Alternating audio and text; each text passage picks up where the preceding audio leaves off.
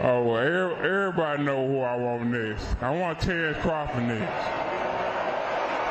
You're going to make that happen? Huh? You're going to make that happen? Oh, definitely. That's the fight that I want. That's the fight everybody else want. Like I said, I'm going to get these straps that I'm going to go over there and take his shit too. All right.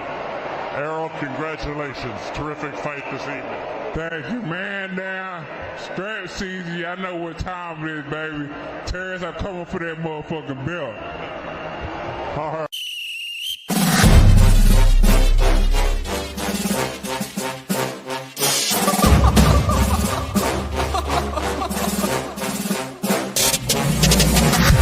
I'm not catching fades anymore. Gotta keep my hands clean when they come for the board.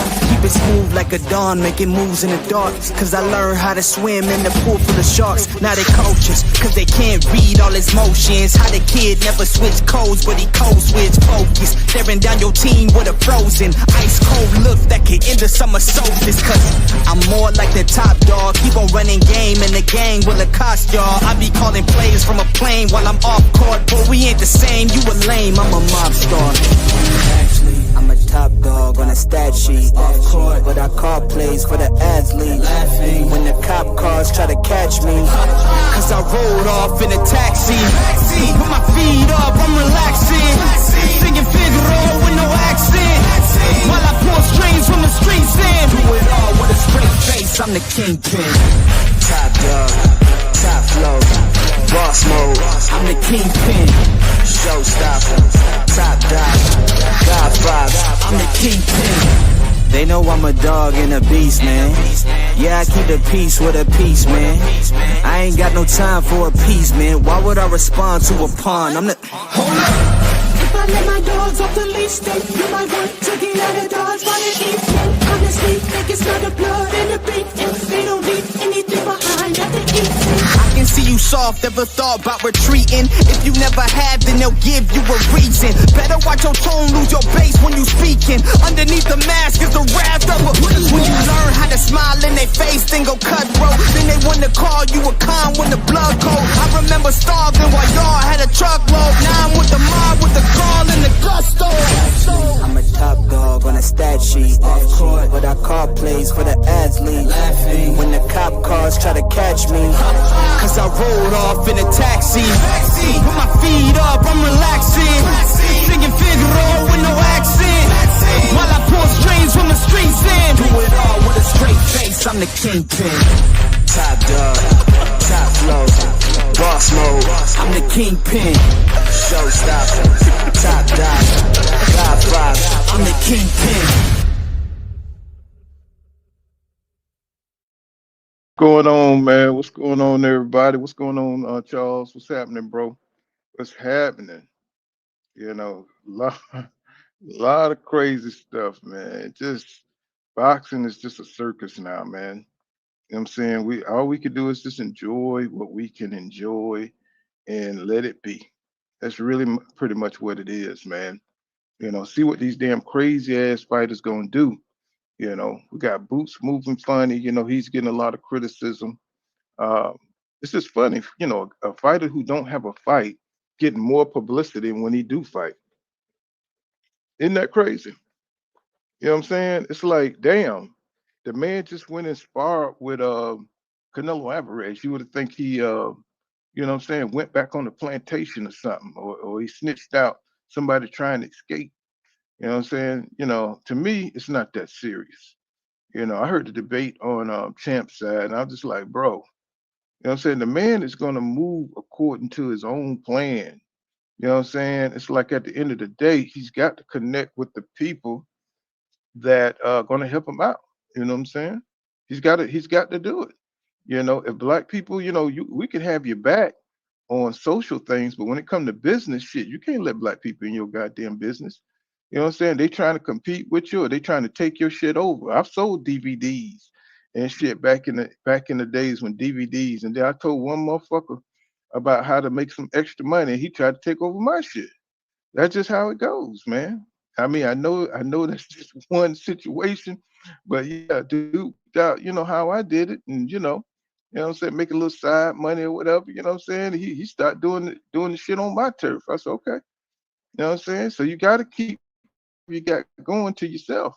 And Boots, I believe that's what he's doing. You know, he's gonna try to get better for 154. I think he sees the talent at 154. You can't go in there bullshitting with Fundora, you know what I'm saying, just because you from Philly. You know what I'm saying? You're gonna have to have the skills, you're gonna have to develop yourself.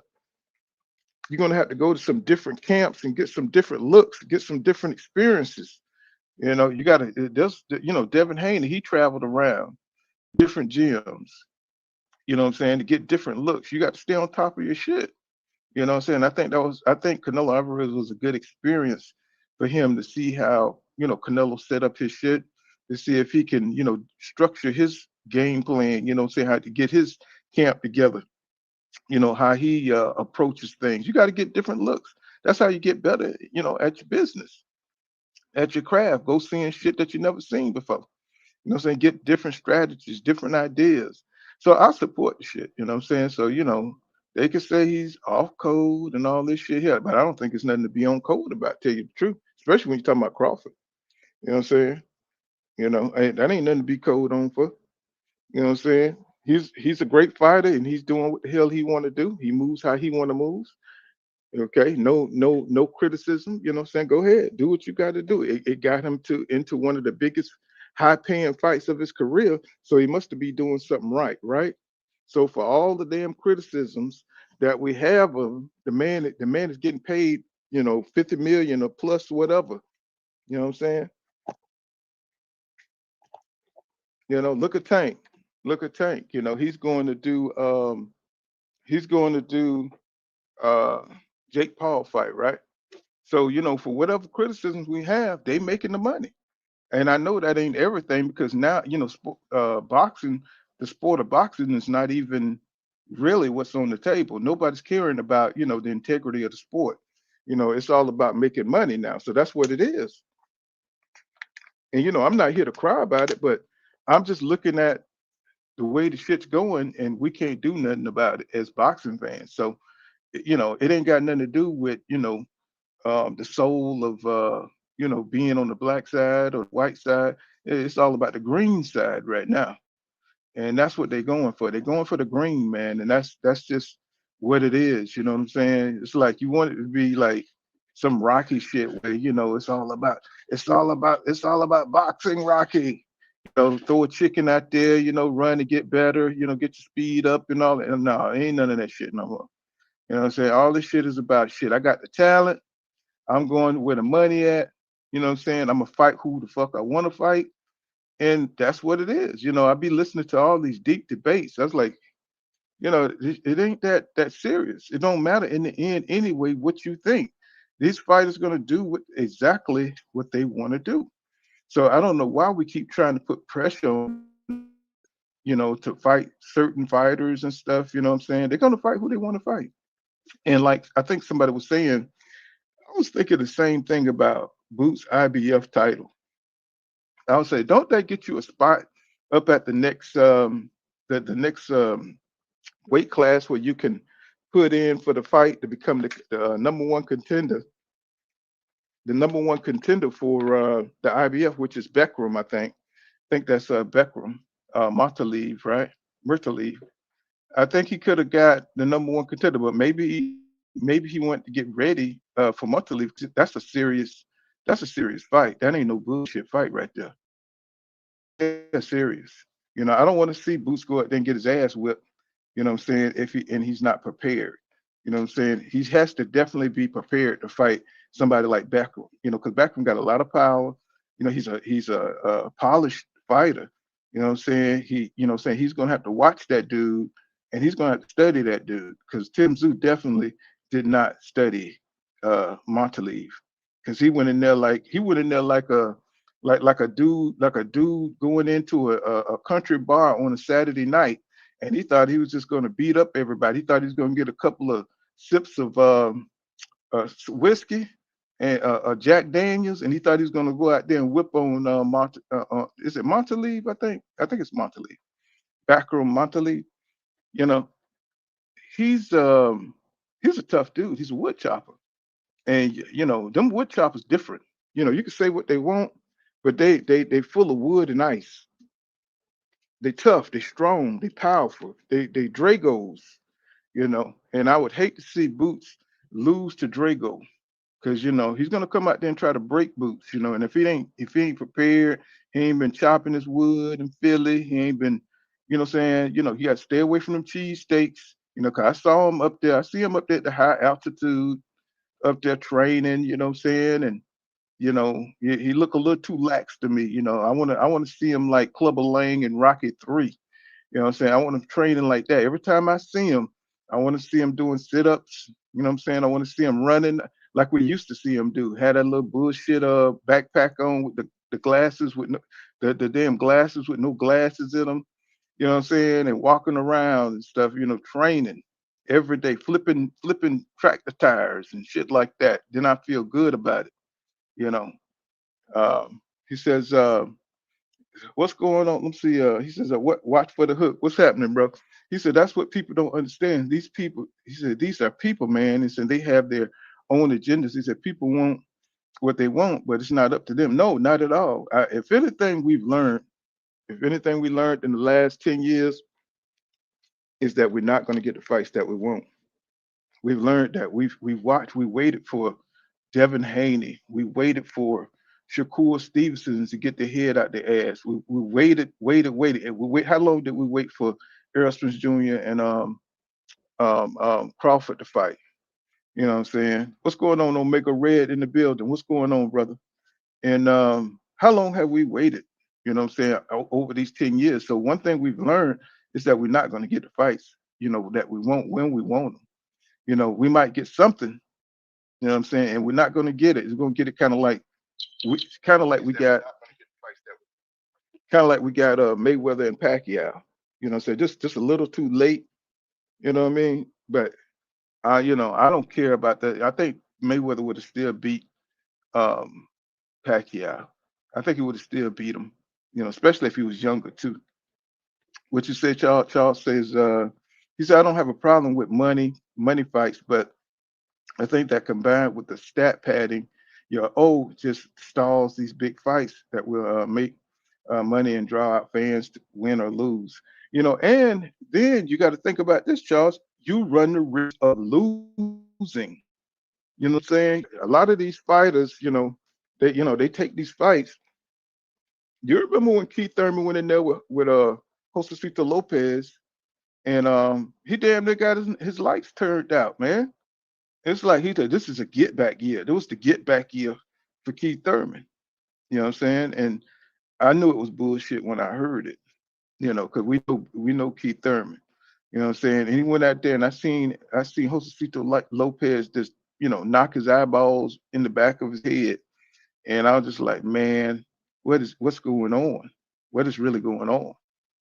I mean, it's like these guys are gonna fuck around and lose their status because they're not up on their game, right?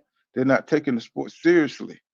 And I mean, I really enjoy Keith Thurman. Don't get me wrong. I'm not a Keith Thurman hater. I just hate his bullshit. I know he's a good fighter when he's on his game, but you never know when he's on his game.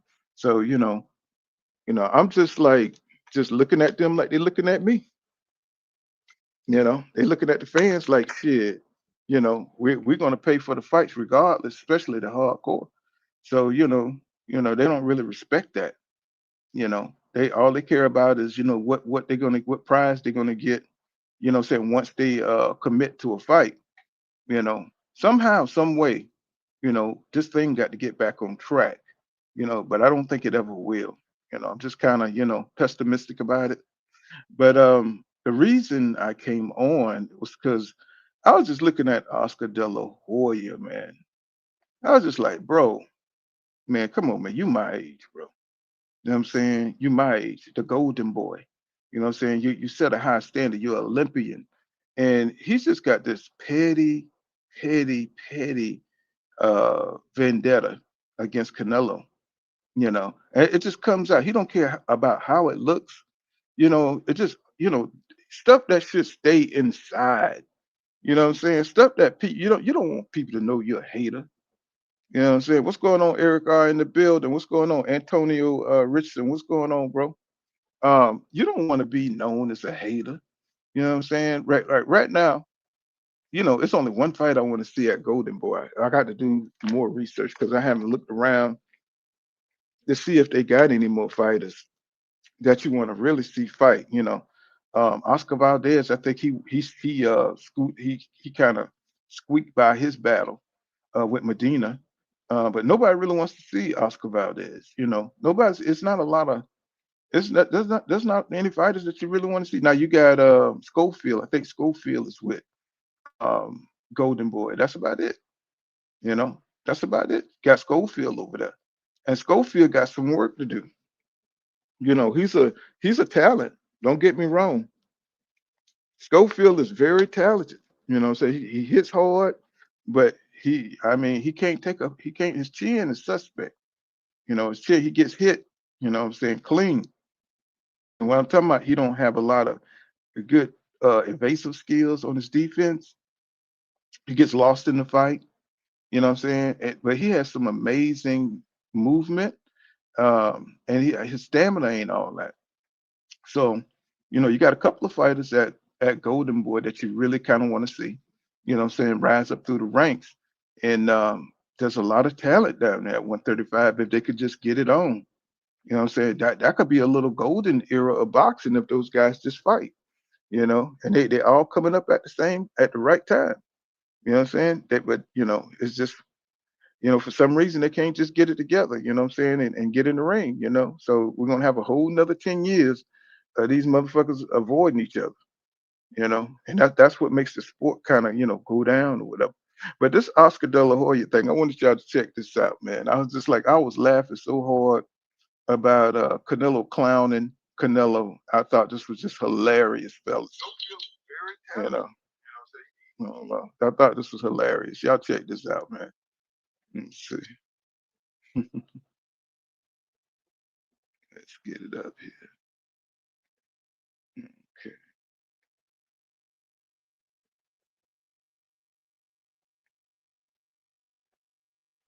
Let's see. Okay, got the sound. Teller. You're the Oracle? Canelo's feet were cemented on the canvas as he was hitting air. The fuck was that? Props to Crawford. Thank you. He came up 3 weight classes and fought a beautiful fight. Good job. What a great performance. Did you get what you was looking for? Like taking candy from a baby. My candy! He just played with Canelo, made him look silly. And before you start with your shit about Canelo being old, just know that Crawford is older. I'm too old. That's not an excuse here. Look, I promoted Canelo's entire career. Put some fucking respect on it. And it was a huge flop. How do you like them apples? The only real fighters he's faced were Mayweather, Bivol, and Crawford. And they all toyed with him. Even Mayweather knew Crawford was going to school him. Thank you. He put $50,000 on Crawford to win. And There's more. as far as the undercard, Jesus Christmas. I feel bad for Turkey, wasting all that money. You have to fire your matchmakers, Turkey. You're fired. It was the biggest fight of the decade, and your matchmakers, not you, your matchmakers What are those guys? put on that undercard? You paid all that money and had the biggest stage in boxing on Netflix, and that is really the best they could do? Didn't even try. If I was matchmaking, I would have put Shiraz versus Benavidez as a co-main event, with the winner fighting the winner of Canelo Crawford next. Thank you. That's how you promote. That's how you matchmake. You're a goddamn genius. Now, speaking of poor promotion, Dana White didn't have his best week. His t-shirt shrank smaller every minute, especially when he was questioned about his attempt to amend the Muhammad Ali Act. Why then do you want to make sweeping changes to the Muhammad Ali Reform Act that is meant to protect fighters to bring about a business model that currently has your company already paid out $375 million in antitrust lawsuits and has 2 potential pending class action lawsuits on the way as well? Well, this is obviously a long discussion. Dana, my follow-up is, if TKO can't make those changes to the Ali Act, will you still invest in the sport of boxing? Will you compete in the market? Listen, if you want to be an asshole, let's do it in private and we can do an interview. So you're saying this reporter is an asshole because he's asking you a legitimate question? Well, that ain't the part I want to cover, but I thought that was interesting. The whole about the Ali Act and everything. So we'll talk about that a little bit. But man, what do y'all think about this, man? What I'm saying? Every time Canelo has a bad deal, every time, what I'm saying, this man is on Canelo's ass, man. I'm just like, bro, I think he's hurting. I think he hurts his legacy when he does this shit. I mean, I understand, he tried to uh payroll Golden Boy with money he was taking from Canelo Alvarez purse. And Canelo, he found out about it, and saying they had words about shit, and that's what ended up breaking Canelo away from Golden Boy, from what I understand. And it might have been even more than that. I don't know, but you know, it's like he had like Canelo. He's mad with Canelo, but Canelo is the one who should be upset with him, because Canelo was the one who trusted Oscar De La Hoya, and Oscar De La Hoya took advantage of Canelo. And he's talking about Dana White and say TKO and all this shit, when he did the same thing. He was taking advantage of his damn most famous fighter. And it seemed like it's just kind of like sour grapes, at this point, because he's been hating so long on Canelo. You know what I'm saying? It's like, I'm not a Canelo fan. Y'all know that. You know what I'm saying? But when somebody's hating on you, say how many years it's been since they broke up? It's like, move on, brother. You know what I'm saying? Move the hell on. It's like, why in the world do you even care? How many hundreds of millions of dollars Canelo has made from these networks deals? What is Golden Boy doing? You know what I'm saying? Why you're not taking care? Why is Golden Boy isn't any bigger, than it was, 5 or 6 years ago? You know, it's like you're competing with Bomb Arum, you're competing with everybody. You know what I'm saying? It's like, and you still haven't grown your business, man. I right now I don't think Golden Boy is a leader in promotions or thing like that. I mean, I can't even think of a Golden Boy card that I want to see. You know what I'm saying? Unless Virgil Ortiz and who is he fighting next? Who is Virgil fighting next? I can't. I don't know. Anybody know who Virgil's fighting next? You know what I'm saying? I don't know. Golden Boy just seen it, and Top Rank it too. While you're at it, they just seems to be kind of like junior promotional companies at this point. Right now, it's all about Netflix.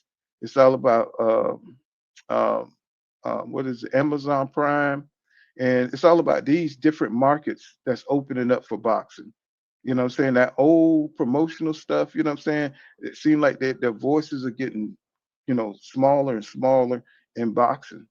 And it's just a shame, man, what I'm saying, to see, somebody like Oscar De La Hoya, always on some petty stuff. It just kind of takes him off that pedestal, because he was the man at one point in time, right? He's the one that really kind of like brought in the new era with Mayweather and him fighting. And he's really the one who made Mayweather a star, you know what I'm saying, by giving him the opportunity, to fight. And that's one thing I love about Oscar De La Hoya.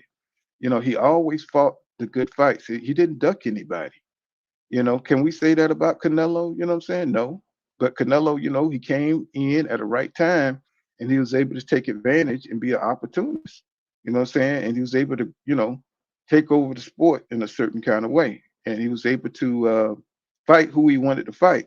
Now, I seen some articles today where they was kind of like saying, they was kind of like telling the truth. They was like saying, Canelo didn't fight everybody. He fought legends at the end of their career. They was like telling the truth. I'm like, what is going on now? All of a sudden, this man finally gets beat. Here come the truth. Because before that, Canelo was, he was the best in the world. You know what I'm saying? He fought everybody. His resume was impeccable. But soon as he take a loss, to Terrence Crawford, all of a sudden now his record is, they're telling the truth about it. They're going all into depth, about who he fought, when he fought him. I just think that, when you fall from grace, bro, everybody jump on your ass. What's going on, Master Khalid? What's happening, bro? Send it awakening. And what's going on, bro? This is when your ass fall from grace, everybody jumps on your ass, bro. Because now I'm seeing articles saying the shit I was saying in my videos when I was all upset and ranting and raving about Canelo ain't shit. You know what I'm saying? About how he get to do what the hell he want to do. He's fighting all these bums and going on this European tour, and they were just kissing the ring every time they got in the ring with Canelo. And it was just frustrating, to see that kind of stuff. So, but now here come the articles, he fought, low par competition. That's why he lost to Crawford, because all of the wear and tear over the years. It's like they come on, it's like they steal the shit from the internet, the shit that we be arguing about. I think Champ Side is right. I think they just come in here. They don't even have to do any homework. All they have to do is come in here and take talking points from different channels, right? So let me see. He says, I heard a guy saying Keith got one of the greatest boxing minds we've ever seen. He said he's articulate in breaking down fights for novices, and I've seen him perform like a technician. Yeah, man. Hey, he he might have been overdoing it a little bit, but athletic wise, Keith had the athletic ability. You know what I'm saying? He had them wheels. Keith got them sonic wheels. He can get the hell up out of Dodge. He get in and out. He's got great lateral movement. We all know this. The problem is his heart. Where's his heart? I mean, he can fight when he want to fight, but he just seemed to have lost the desire to get in there and bang like he used to. He got that body. It's something going on with his body where if you hit him to the body, you know what I'm saying? It's a wrap, man. It's like his body just, I don't know. It's just kind of tender or worn down or something, or just can't take any more hits. And Fedora, I'm pretty sure Fedora, they're going to peep that. You know what I'm saying? That they're going to be going for that midsection. You know what I'm saying? Early and very rapidly going for that midsection. He says, can Haney beat Norman? Is Apollo Creed versus Clubber Lang type fight? He said, I think so. He says, I'm first to say it. I think Devin can outbox Brian Norman. Brian Norman got to show me that he can cut that ring off and get to Haney. He got to show me that. I think Haney gonna be scrambling in there. But I tell you what though, if Devin don't get his mind right, you know what I'm saying, and stop being so tentative, you know what I'm saying, he is going to get knocked out if he fights like the way he fought in his last fight. It's going to be ugly. He says, bro, he said I would ever defend that what is his name, Lester Martinez fight on that card all day. Well, they're going to get a rematch. They are talking out a rematch right now. That fight was so good, everybody's talking about it. They want a rematch, and they're working on a rematch for that fight right now. So he says, and I see what Haney looked like, because I'm not sure what's going on right now. Yeah, they're gonna get it together. It's just that I'm pretty sure it's just a lot of little petty little details, saying that they're trying to work out and iron out. He said De La Hoya got a point, though, even though he's hurt emotionally. But he need to let it go though. Dog, he need to let it go. How many years it's been? I told you this nigga is like the Count of Monte Cristo. This nigga is not gonna let shit go. This nigga will wait 50 years. He'll still be talking about goddamn Canelo ain't shit. He'll still be talking about Canelo as just an average fighter. But when he was under you, he was the greatest goddamn thing since sliced bread. And we was telling you, Canelo, when he fought Laura Austin Trout, them fights were close, baby. Baby, them fights was razor thin. So he did not separate himself. I don't know why everybody compare him to Floyd Mayweather.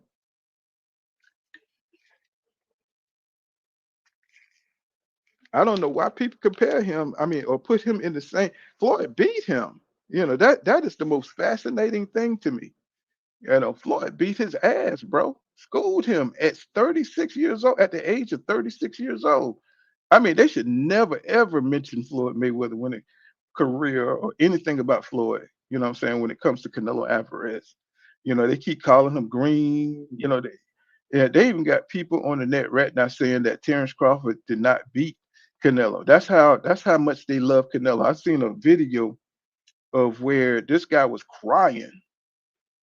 He broke down to his knees crying, "Oh, Canelo." I was like, they love Canelo, man. It's beyond boxing for them.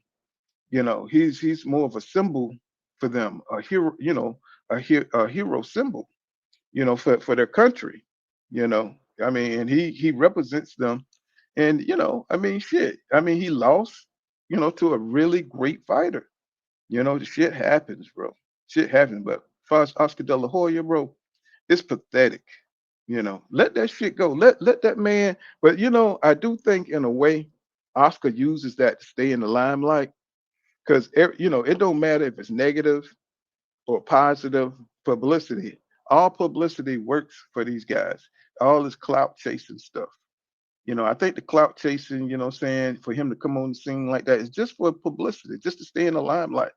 Hell, I used to hate Eddie Hearn because he was all up in the videos, all up in everybody's videos, dancing about Matchroom, all up in the damn interviews, talking for fighters, you know what I'm saying, talking about remember how arrogant he was, how he used to always talking about he's going to take over boxing. Still waiting on that. Still waiting. hmm I'm still waiting on it, you know. He says, he says, so y'all talk about that Lubin fight.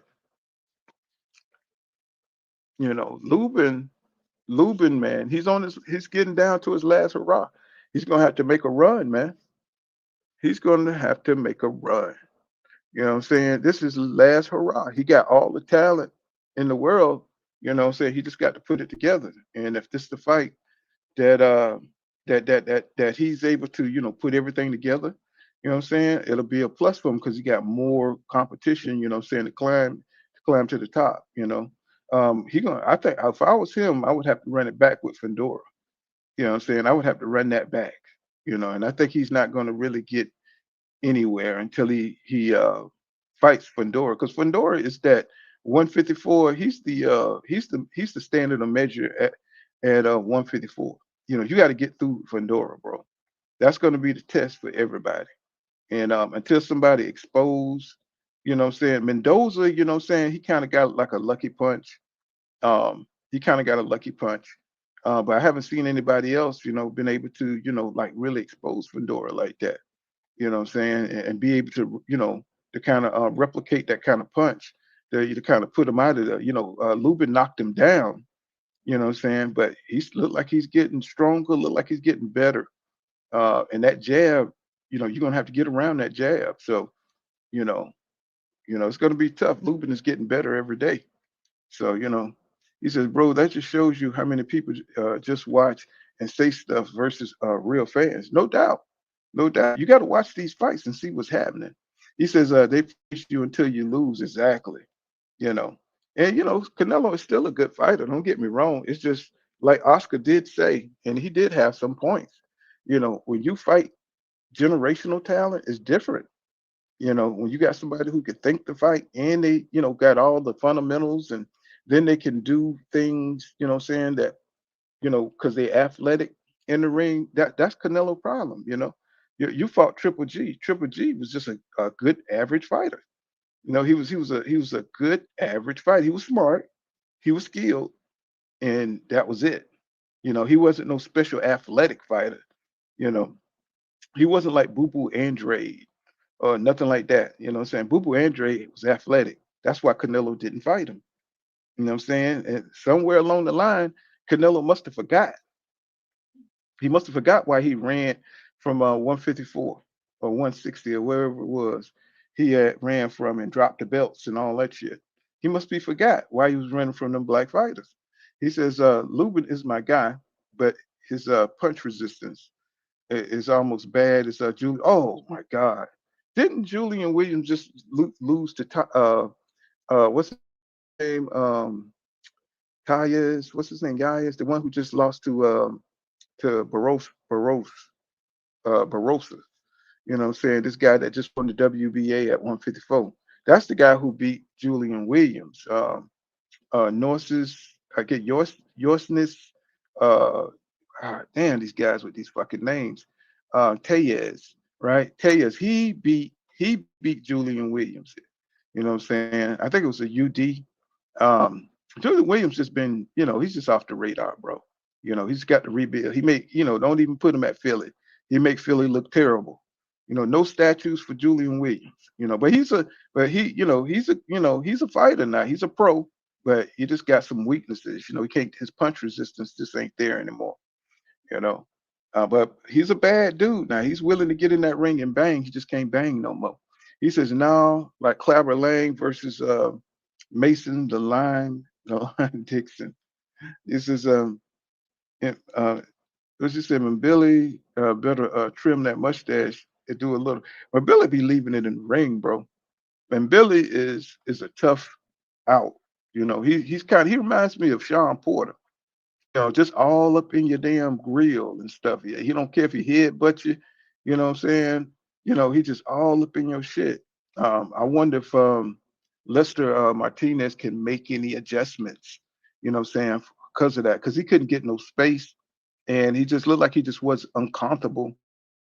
Um, trying to push him off, and he was just taking shots while he was kind of like trying to push and Billy off, and then Billy just used that to his advantage. Just experience. That's all. Just experience. You know. He said if Canelo was like Floyd, he said he'd fought, yeah, Benavidez, Andrade, Maul, yeah, Charlo. He said rematch Bivol and Laura. Yeah, exactly. Exactly. And he would have taken a shot at Beterbiev instead of playing duck duck goose with his prime. That's true. That's true. But Canelo got comfortable, and that was his problem in this fight.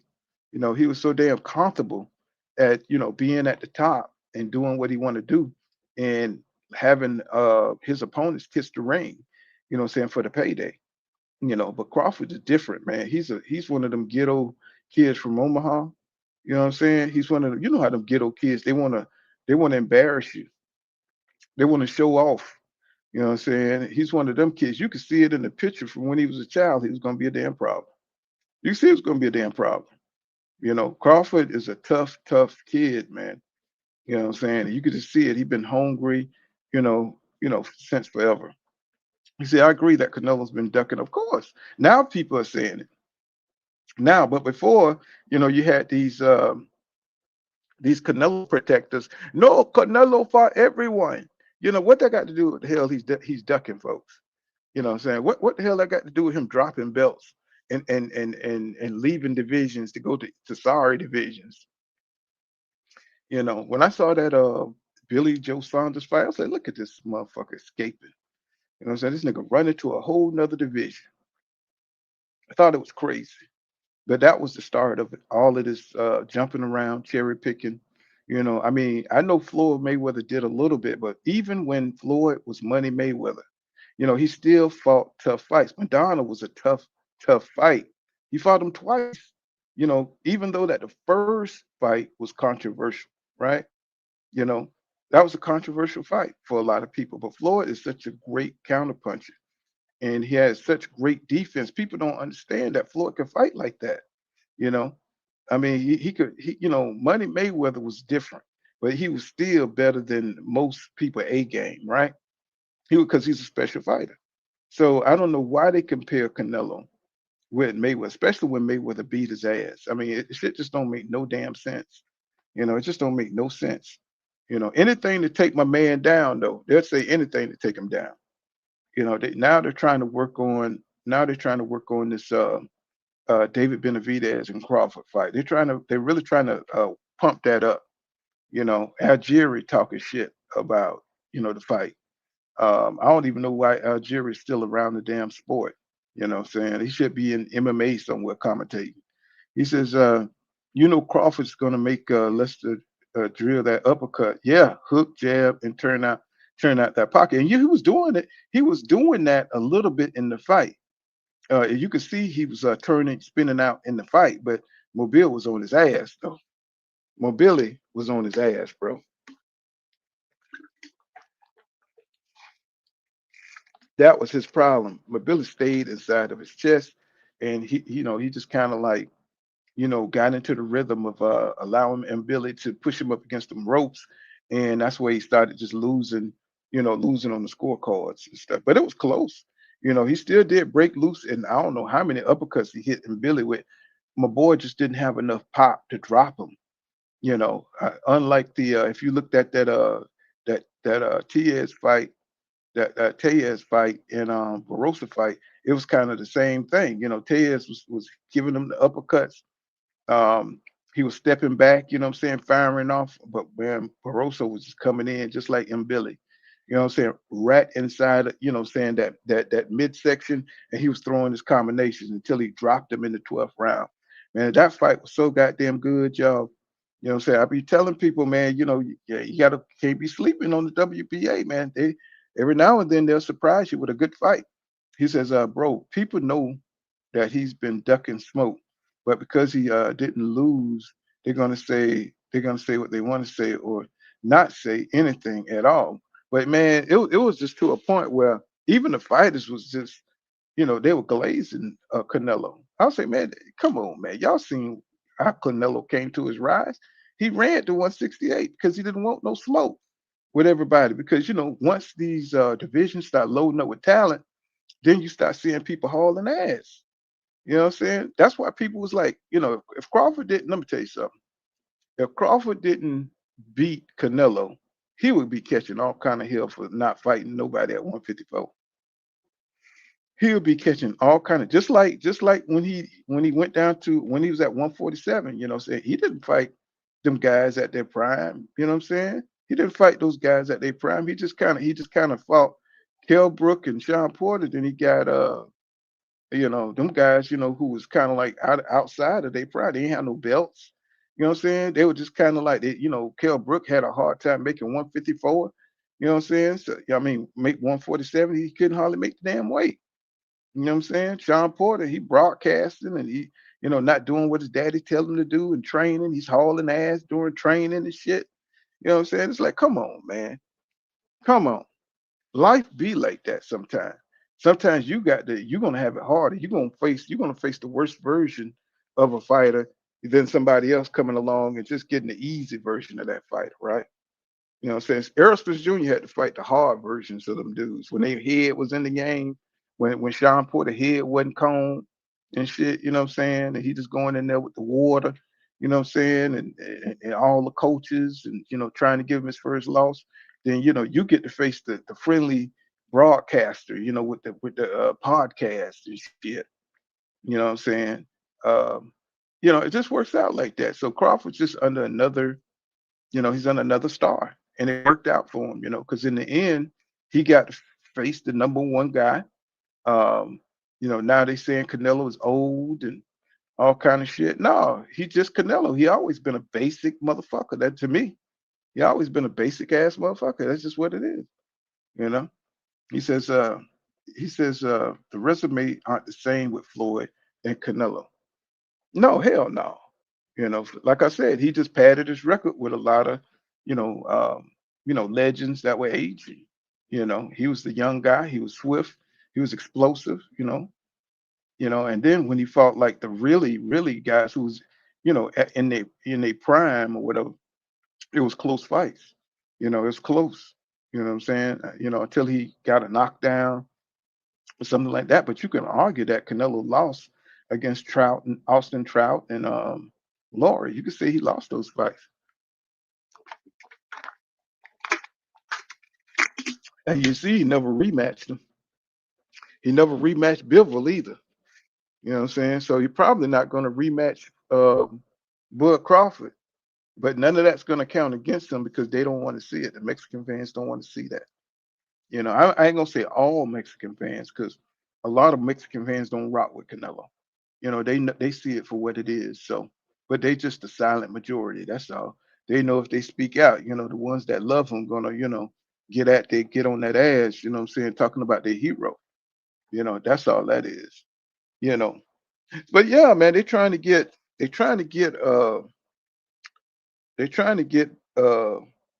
to fight David Benavidez.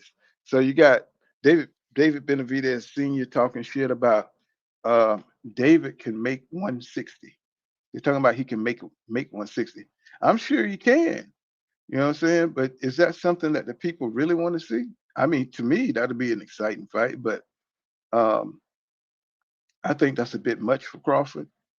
Um, I think Crawford would give him hell. I think he'll give David Benavidez hell, but eventually, man, I think David just overwhelm him, man.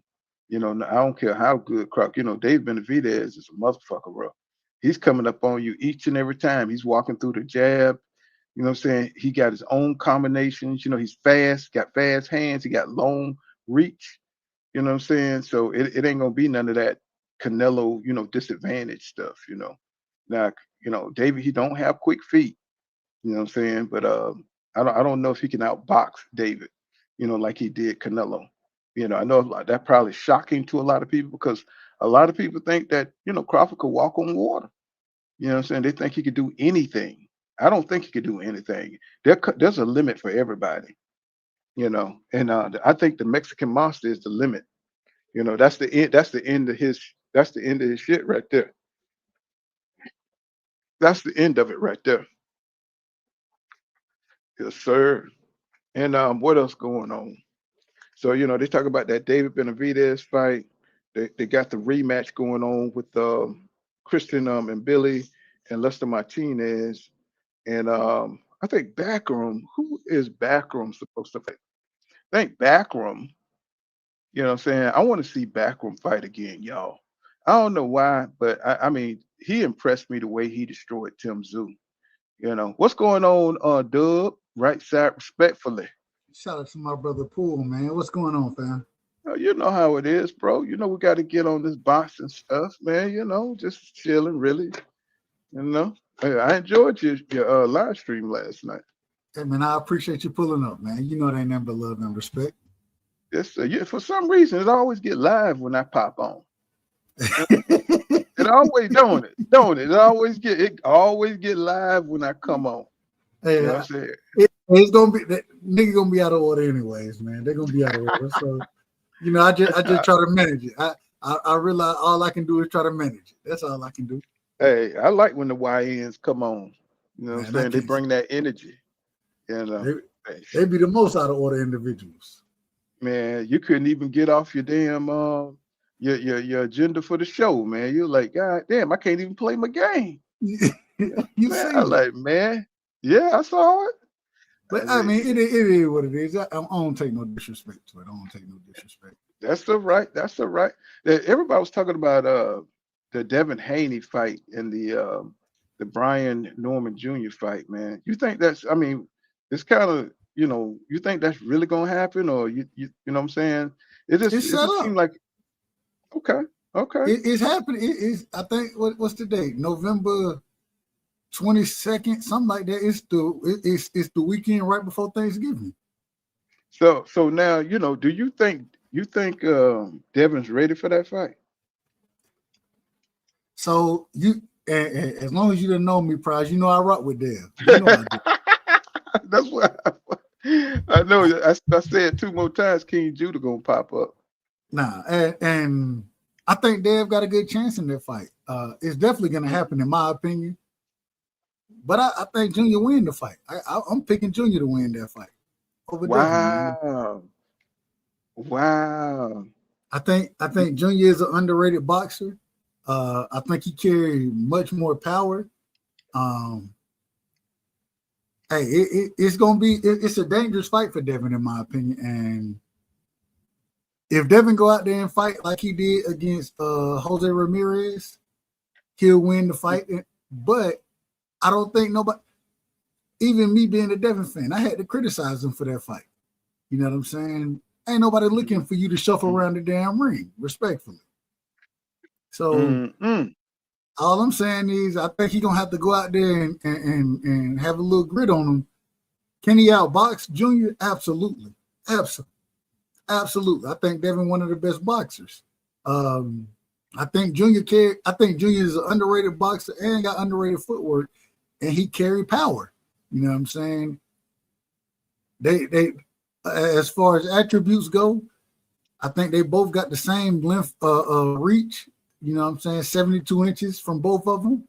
So I'm looking forward to seeing that fight, man. I can't wait. And I'll tell you, I'm rooting for both of them. I don't really care who wins the fight. I'm just happy that we're seeing it because I think that's a great fight right there.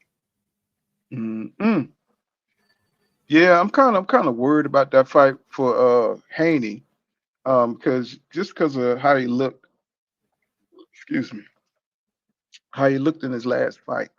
You know, he looked real tentative, and I think this is a signature fight for him. This is a guy that can knock him out. This is a guy. I'm not saying that Brian Norman is the end all be all, right? He's still developing. You know what I'm saying? Because he went through a bloody match in his last bout. You know what I'm saying? And I think two bouts ago, because yeah, three. It's really three. Only reason I say three because the bloody match was the Santillan fight. Yeah. He put hands on Cuellar, or however you say that brother name, respectfully, and then he made Jen Sasaki lose 6 weeks of his memory. So I said, and glad that brother recovered accordingly, respectfully. But Brian Norman, man, he got skills, but he's more, inside. Inside, I think he destroyed Devin. But if Devin could keep the fight on the outside. I don't know if Brian could cut that ring off. Excuse me, y'all. I don't know if he can cut that ring off on Brian Norman. I mean on Devin. Devin. Go ahead.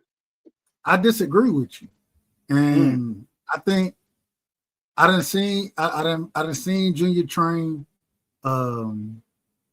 seen some of his sparring. You know what I'm saying? Those type of things. Shout out to Junior. And he a Georgia boy, so I'm probably biased. Just be honest, I'm probably biased, which is fine. That's fine. At the same time, I done seen these things, and I don't think we done seen what Junior is 24, 25 now, Devin 27. I don't think we done seen the best of Junior yet. And the one thing that he liked to do, he liked to bang. If you want to fight, he'll fight with you. But I do think that his boxing IQ and his footwork is underrated. And because of that, you know what I'm saying? That's why I'm picking Junior in the fight. I think that he can cut the ring off better than people expect. He hadn't had to show it yet. He hadn't had to show it because he been fighting guys that's walking to him. It's still going to be a tough challenge. And I see multiple pathways for Devin to win the fight. I just think that, and once again, it may be my bias in it, but I think that Devin, this is the wrong matchup for you. I think people don't understand what Junior got as far as boxing goes, and he ain't gotta throw big punches, you know what I'm saying, to land shit. And when you start to land accordingly, if you can hurt somebody with simple shots, just touching them, then you can look for them big shots. I don't know if that happens, but I do think that Devin is the better boxer. I think Devin has the better footwork. I think that the ring IQ, I'm gonna give it to Devin. But you got to go out there and be a perfect boxer, and it's hard to be a perfect boxer. When I watched Jose Ramirez, there were times that Jose Ramirez kind of cornered Devin. He just didn't let his hands go. And I think Junior's going to let his hands go regardless. I don't think Junior worried about the pop of Devin shots. I do think that Devin, him moving up to 47, he may have a better chin. You know what I'm saying? He may be better at the weight class, stronger, because he's been cutting so much weight. I stood next, and like I say, it's probably my bias, but I stood next to Junior. Junior on weight right now, in my opinion. When I looked at the brother, the man couldn't have weighed no more than 152 pounds, maybe 154, something like that. But he was on, and this was what in February, I think. So I just think that he used to the weight class, and it ain't gonna be no real weight cut for him. I think it'll be a much less weight cut for Devin, but I do think that the power will be different, and the foot. If Jose Ramirez can get an opportunity, even though once again when Jose Ramirez cut the ring off, Devin didn't do nothing but piece him up, tie him up, and got the hell out of there. You know what I'm saying? Hit him with the uppercut, the hooked him a couple times, tied him up, got out of there. Devin threw in combinations at that point in the fight. People don't give him credit for it, and I think he deserved that credit. So I don't know. I think it's going to be a good fight. I'm interested in this fight. I'm looking forward to it. Yeah, I think the world going to be watching that fight because, Devin got a lot of people that and Bill, they got a lot of people that dislike them, right? Devin, he's got, I think, this is the fight that's going to make him or break him. This is going to make him or break him. I don't know if it make him or break him. I can't go that far with it. I have to, man, because he took a devastating beating. So he's got to go on a run, man. He's got to get some victories up under this belt. He needs this win. People are already looking at Devin like he can't crack an egg. What is he really doing at that weight? So you got to start making. You got to start getting some W's. Don't start your W in a new weight class. What are you at? 147 right now? 147? Yeah, it'll be his first fight at 47. That's what I'm talking about. Do not start your first. You get your first loss at 147. You know what I'm saying? But we got to get a brother credit because I'm not taking. He could have won up there. You got to get some credit to have some credit. But think about this. Just think about this, Pool. If he would have went up Patty Donovan and Lewis Crocker, right? They just fought for the IBF in 47. I think Devin beat both of them. I think Junior beat both of them. I think that Mario Barrios. I don't know. Don't get me started on Mario Barrios. But even then, Devin could have moved up and fought Mario Barrios. Barrios took the Pacquiao fight. Devin could have been next for Mario Barrios, but he picked the biggest name in the division. So, I ain't got no problem with it. I think that should be credited. He ain't ducking no smoke. No, but that's it's kind of like one of them things like, don't give a boxer credit for what he should be doing anyway. You know what I'm saying? He should be going for the best that he can get. And I always thought of Devin as that kind of fighter. I'm not one of them ones that hated on Devin. That. I always I agree with you. So I look at him as what he is, you know what I'm saying? He was undisputed at 135. He did that with all the things that he didn't possess, power and all this. He was able to fight Lomachenko and beat him. That's something that Tank didn't do. Tank didn't fight Lomachenko, you know what I'm saying? And he had all the chances in the world to fight Lomachenko, but Tank ducking all the smoke, so we're not gonna bring that brother up. Well, I'm bringing him up. I don't talk Tank no more. I don't talk about. I don't talk about. They done got you. They done shut. You done fell to public pressure. No, it ain't about public pressure. It's that Tank man. The man is fighting Jake Paul, bro. He fighting Jake Paul. So you're gonna shun him. You're gonna shun him away from boxing. I don't. No, I'm not shunning. He shunned himself. I'm not shunning this man until he fight credible guys that I wanted. That the people are asking for him to fight. Until that happens, what you want from me? Yeah, but he's still a star, right? He's still got a place in boxing. So he's still on the table. You know what I'm saying? As far as making big fights and stuff like that in boxing, he's making a big fight with a non-boxer. I understand, but what does that mean to you? What does that mean? Since it seems like, what does that mean? Does that mean he can't come back? What it means to me, if you're gonna tell me that Devin is too big to fight, right? Mm-hmm. He hasn't fought none of his contemporaries. None of them. Right. I agree. And because he hadn't fought his contemporaries, he's like, all right. I mean, even the what's the brother name? The Roach fight. I didn't really want to see that, but Roach did better than I expected him to do. He came out to be a draw. I thought it should have been a loss with the knee taken. Thought that should have been counted. It wasn't. Who am I? All I'm saying is like bro, you did, in my opinion, you disrespecting the sport, bro. Like, you're not fighting those guys that we want you to fight, and that's okay. That's on you.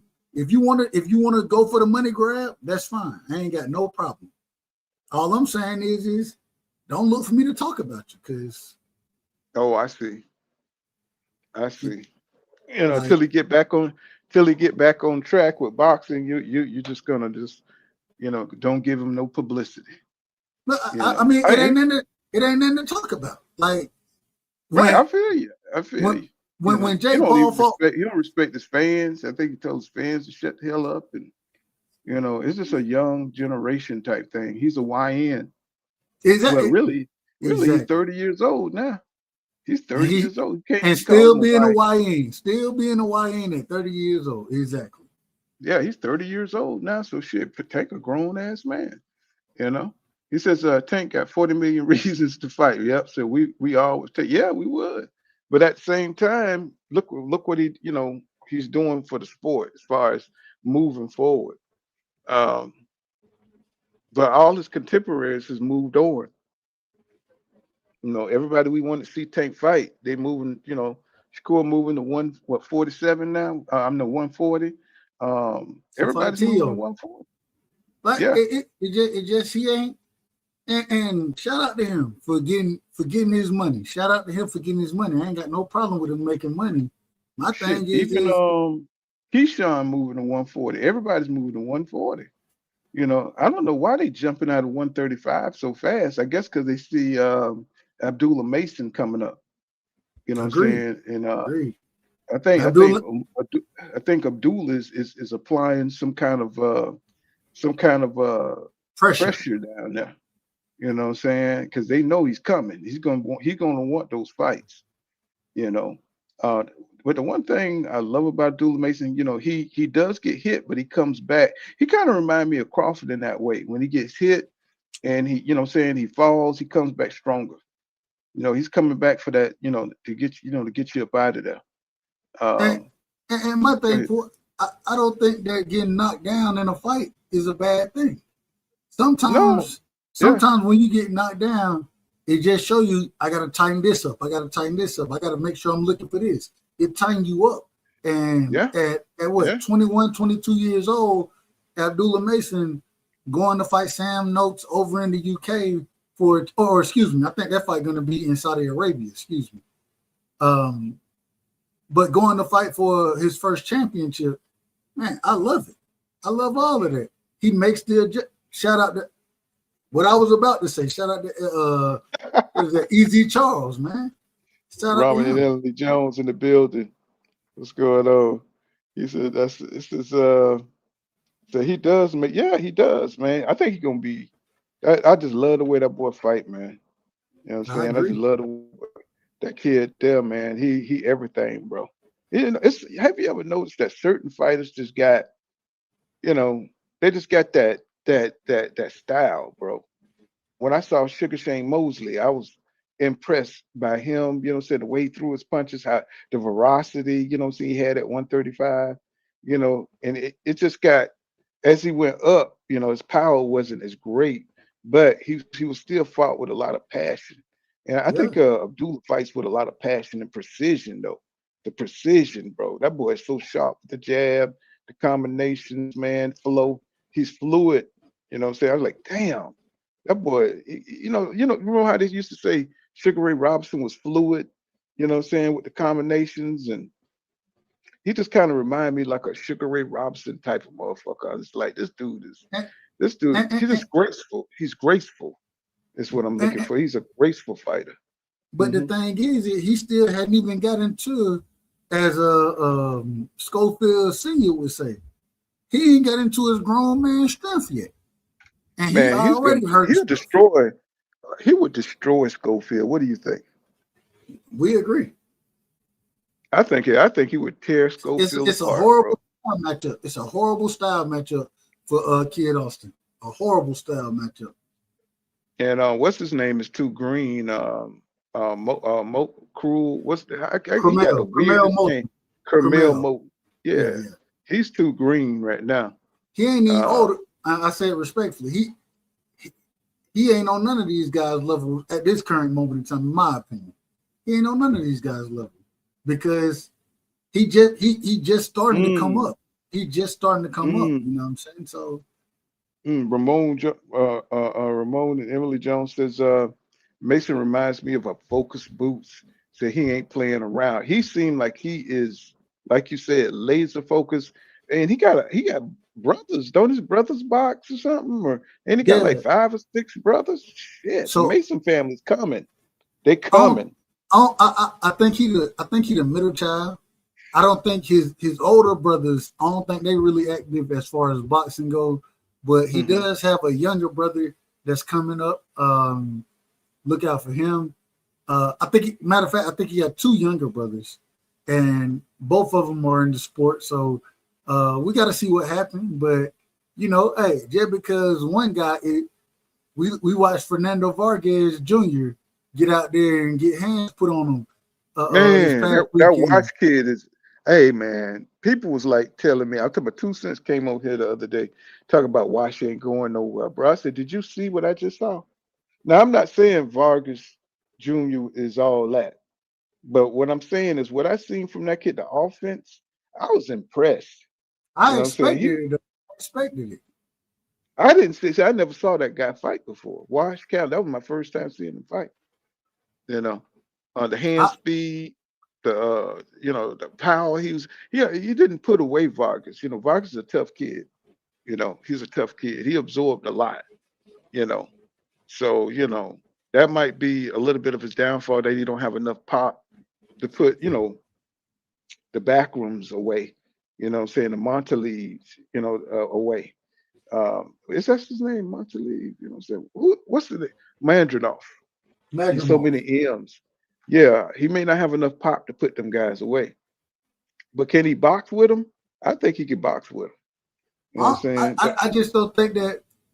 I don't think Vargas Jr. I think Emiliano is that guy. I love Emiliano. Yeah, Emiliano. I don't think Vargas got Jr. The IQ. He don't have the IQ. He ain't got the IQ or the boxing ability. Like Emiliano, and a lot of times you see this in fighters, like the youngest guy, and Emiliano, I believe he the youngest. You kind of when you growing up around them older guys, you know what I'm saying? You got to compete with them. You kind of get better at a younger age than they are, and it kind of translates later on. I think that's kind of what happened in this situation. I think Emiliano can definitely be. And I always say the fight I want to see, I can't wait for Emiliano to fight Abdullah Mason. I think that'll be a hell of a fight. Man, they're gonna protect that kid. They ain't gonna make that fight for a long time. I don't think it happened in the next 2 years. It might happen 4 years from now. It'll be one of them quote unquote big money fights. But I think both of them on a trajectory where they're gonna end up meeting each other. And so I would love to see that fight. I would love to see those two brothers. So we're gonna have another Mexico versus America type of situation go down. Hey, I ain't got no. That's a good thing. Says Mason, yeah, I read that. Says I hope one day we get Mason versus Keyshawn. Keyshawn is not fit to fight no damn Mason. Why do you think he got the hell on? You know what I'm saying? He's not fit to fight no Mason. Man, Go ahead. No, it's on you. No, this is your show. My apologies. No, I was just gonna say, I don't think Keyshawn want no smoke like that. The more I look at him, the way he moves and stuff, he gets insulted when they bring up Mason, because I think I seen a live stream where they were saying, who the best at 135, and when they put Mason over him, but you should have saw his little buck eyes. You know what I'm saying? He was all pissed off and stuff that they put Mason above him. I say, man, don't you see this man is fighting all these fights per year and you assing around? Fighting these nobodies and stuff, man. Come on, bro. You're gonna have to pick up the pace. Go And ahead and fight Andy Cruz. Go ahead. Keyshawn too emotional. He too emotional about all of this stuff. And even hearing Shakur say, I'm gonna go up and fight Teofimo Lopez at 40, and then I'm gonna drop the belt so Keyshawn can get it. I was like, hold on, wait a minute. Have you ever heard of a fighter saying, I'm gonna drop the belt so somebody else can get it? Have you ever heard that? No, that had me befuddled. I was like, what is he talking about? That friendship stuff, man. Like they on the Olympic team again. You know what I'm saying? I know they both Olympic athletes, you know what I'm saying? So they act like they're on the Olympic team or some shit. So this is not the Olympics. You know what I'm saying? It's like you don't leave shit for somebody. You know what I'm saying? It's like, I don't know when they're gonna break that friendship stuff. Hey man, I want to see them fight each other. That's what I want to see. I want to see y'all fight. And for you to say I'm gonna go beat Keyshawn, I'm gonna go beat Tio, and then drop the belt so Keyshawn can get it. Well, instead of doing that, just let Tio fight Keyshawn. I mean, Tio fight. Let that fight happen. You know what I'm saying? Well, isn't that Keyshawn friend now? Since Tio said some good things about his little situation, and Keyshawn acting like that. I needed to hear that, man. I needed to hear that. Tio came through. I said, bro, stop letting him pacify you. It's like, what's wrong with these kids? Are they dumb? Nah, they just soft. Man, I was like, what the hell is going on with you, bro? I remember a time in boxing, Mike Tyson said it the best. If you my friend, let's make some money together then. Let's get it in. Yeah. Let's do it. Mike McCallum said that. He told Hagler, he said, man, if you were my friend, you would have fought me to help me feed my family when he was inducted into the Hall of Fame. And he was sitting behind him. He said, why you didn't fight me? You fought Ray, you fought everybody, Tommy. But you didn't let me in. You know what I'm saying? And Mike McCallum took that shit personally. He says, I would have liked Keyshawn to take care of, man, what you talking about, Eric? What you talking about, bro? For sure. You right on point. He says, take care of Andy Cruz, pretending like he don't exist. And he's 4-0 over you is not a good look. And, that's the first tell. That's the first sign that this dude is full of shit. What do you call this stuff? The businessman? The businessman. The businessman. When he came out, that was a bad omen. That was a bad omen. When he came out and called himself the businessman, I was like, here we go with the bullshit. I mean, you haven't done nothing yet, bro. You barely just been going, 10 rounds? Yeah, he might have fought like 1 or 2 10-round fights. So, the thing that's going to propel him into the mainstream is fighting Andy Cruz. Because they both, was Olympians. But he missed weight. He blew weight against, and I ain't even gonna lie. I thought it was a good fight. Edward De Los Santos, you know what I'm saying? We criticized Shakur for the Edward De Los Santos fight. And then you come out here and you blow weight, and it ain't like you blew it by a pound, 2 pounds, something like that. Okay, I can understand that. Bro, you blew it by 6 or 7 pounds, bro. You didn't even try to make weight. I'm gonna go out on a limb. He did that shit on purpose. I agree. He did not want to fight that man, because we already know that man can fight. That man is on the same level. He's a test. He's a signature fight. He's a legacy fight. And you saw what happened when Shakur fought a guy that's up there that can bang somebody that got a boxing IQ. You see how they kind of react when they fight these kind of fights. We're not back in the days where, you had the Floyds, the Sweet Peas, when they fought, Buddy McGurk, or they fought like, Oscar De La Hoya. These guys had boxing IQ. These was worthy opponents. Now, when these guys face their worthy opponents, they finding a way out of this shit. You know what I'm saying? Or they're not they're not meeting the task. They're not showing out and separating themselves. Oh, my arm was hurt. You know what I'm saying? Like, bro, what the hell are you talking about? You know what I'm saying?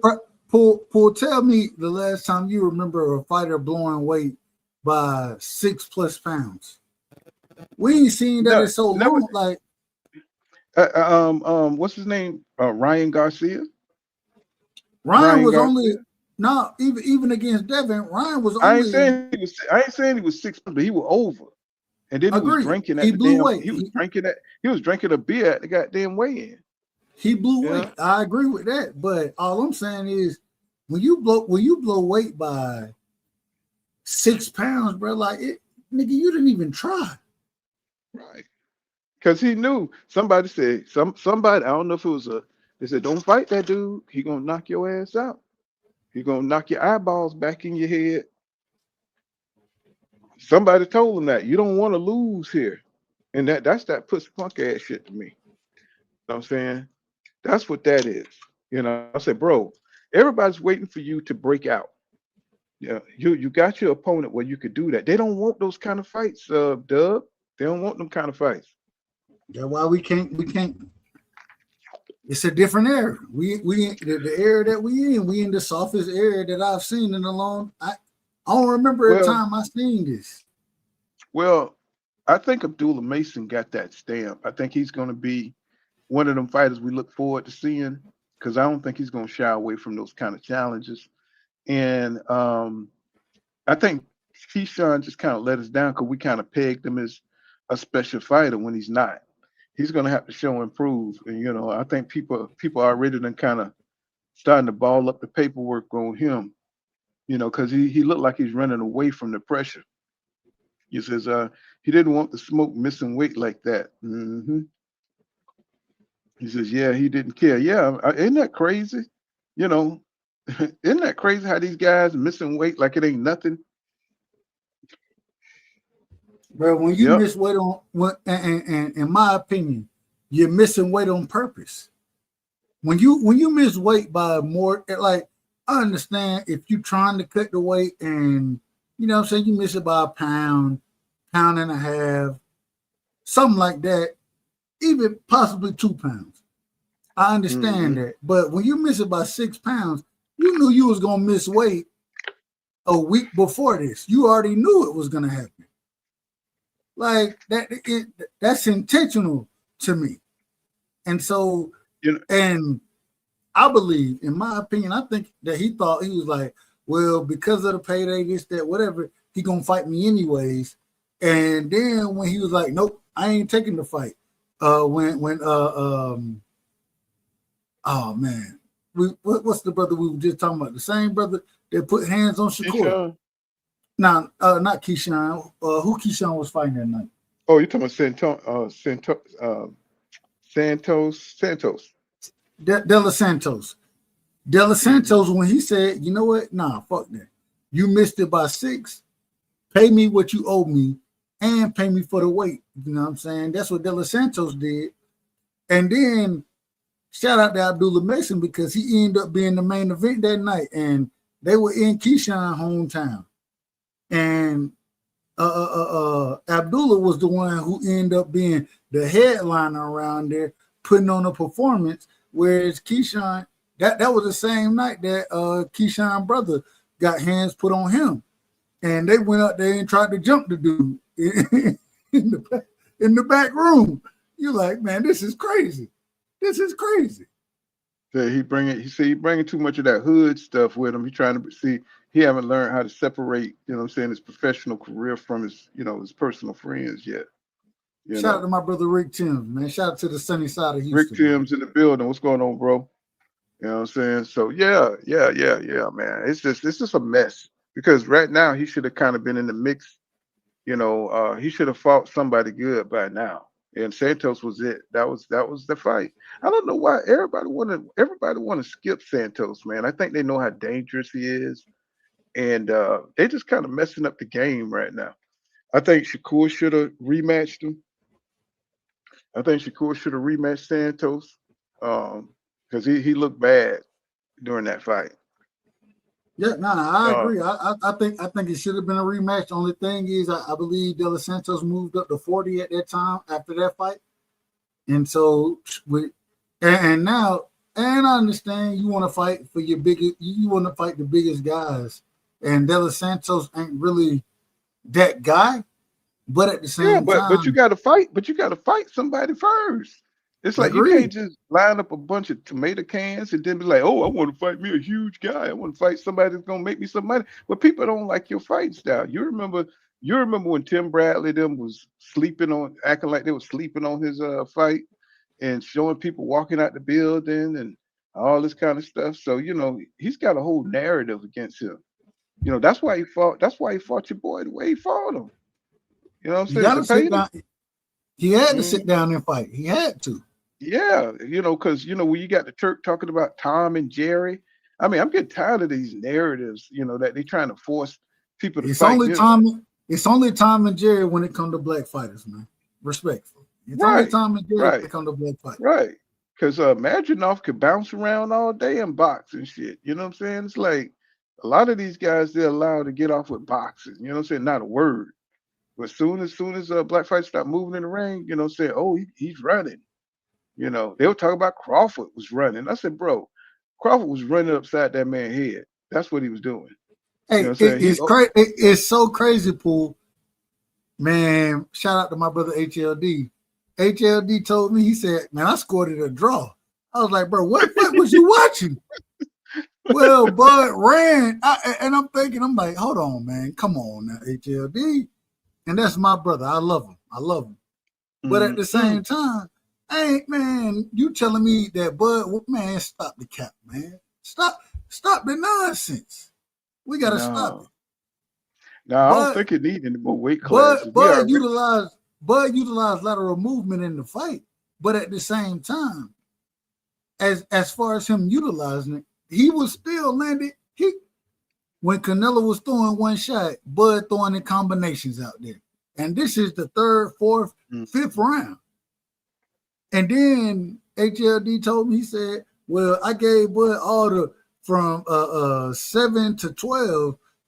Outside of 8, I gave Bud all them rounds, but I gave Canelo 1 through or I gave him 1 through 6 minus, I believe he said 2."